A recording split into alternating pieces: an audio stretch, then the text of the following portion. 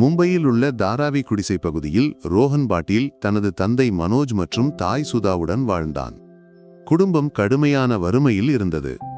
இளவயதிலேயே வீட்டின் கஷ்டங்களை புரிந்து கொண்ட ரோஹன் பள்ளிக்கு பிறகு செய்தித்தாள் விநியோகம் செய்தும் சிறு கடைகளில் வேலை செய்தும் குடும்பத்தை தாங்கினான். அவனது மனதில் எப்போதும் ஒரு இலக்கு இருந்தது, இந்த வறுமையிலிருந்து குடும்பத்தை மீட்க வேண்டும். ரோஹன் கல்லூரி படிப்பை முடித்து மும்பையில் ஒரு சிறிய ஐடி நிறுவனத்தில் வேலை பெற்றான். ஆனால் சம்பளம் குறைவாக இருந்தது. தந்தையும் தாயும் கூறினர், உனக்கு ஒரு திருமணம் செய்ய வேண்டும், எங்களுக்கு ஒரு துணையாக இருக்கும். ரோஹன் ஒப்புக்கொண்டு பூஜா என்ற பெண்ணை திருமணம் செய்தான்.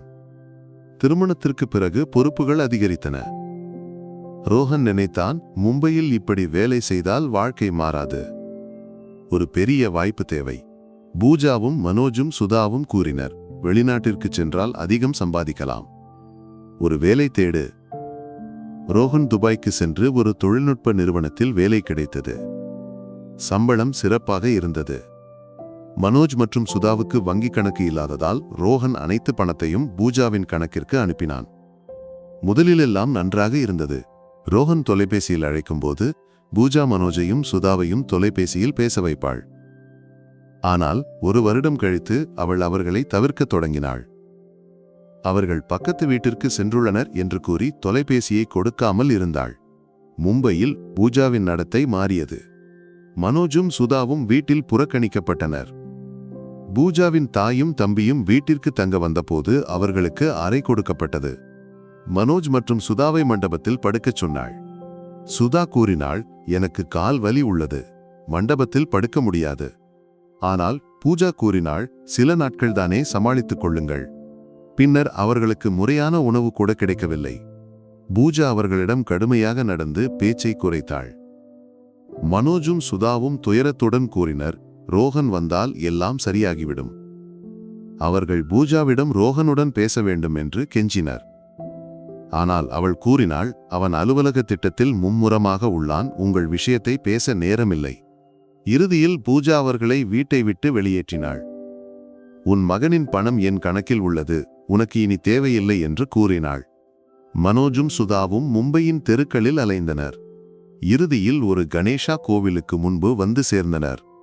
வாழ்வதற்காக பிச்சை எடுக்கத் தொடங்கினர். மனதில் ரோஹனின் நினைவு மட்டுமே இருந்தது. ஒரு நாள் நம் மகன் வருவான் என்று ஒருவருக்கொருவர் கூறிக்கொண்டனர். 8 வருடங்களுக்கு பிறகு ரோஹன் மும்பைக்கு திரும்பி வந்தான். கோட் ஷூட் அணிந்து கையில் நிறைய பணத்துடன். மும்பையில் ஒரு குடியிருப்பு வாங்க வேண்டும் என்ற கனவுடன். அவனது மனதில் தந்தையையும் தாயையும் சந்திக்க வேண்டும் என்ற ஆவல் இருந்தது. விமான நிலையத்திலிருந்து டாக்ஸி பிடித்து வீட்டிற்கு சென்றான். வழியில் ஒரு போக்குவரத்து சிக்னலில் கார் நின்றது.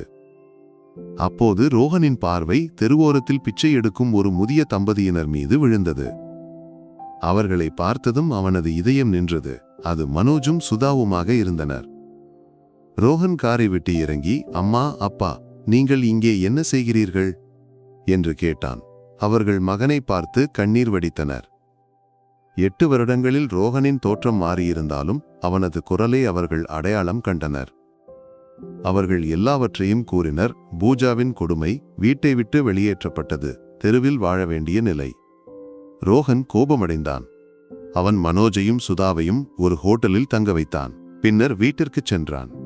பூஜா கதவை திறந்தபோது அதிர்ந்து, நீ எப்போது வந்தாய் என்று தயங்கியபடி கேட்டாள். உள்ளே வா என்றாள். ரோஹன் கேட்டான், என் தந்தையும் தாயும் எங்கே? பூஜா கூறினாள், அவர்கள் என் தாயுடன் சண்டையிட்டு வெளியேறினர், எனக்கு எங்கே இருக்கிறார்கள் என்று தெரியாது. ரோஹன் அவளின் பொய்யை புரிந்து கொண்டான். அவன் தொலைபேசியை எடுத்து அழைத்து, நீ செய்தவை எனக்கு தெரியும், உன்னை நான் விவாகரத்து செய்கிறேன், நீதிமன்றத்தில் சந்திப்போம் என்றான். பூஜா அதிர்ச்சியடைந்தாள். எவ்வளவு முயன்றும் ரோஹன் மனதை மாற்றவில்லை.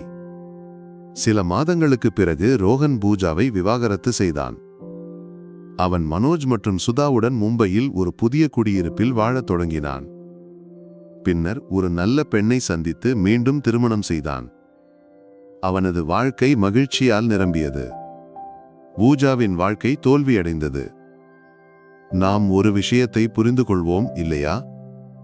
மற்றவர்களை வேதனைப்படுத்தினால் இறுதியில் நாமே இழப்போம்.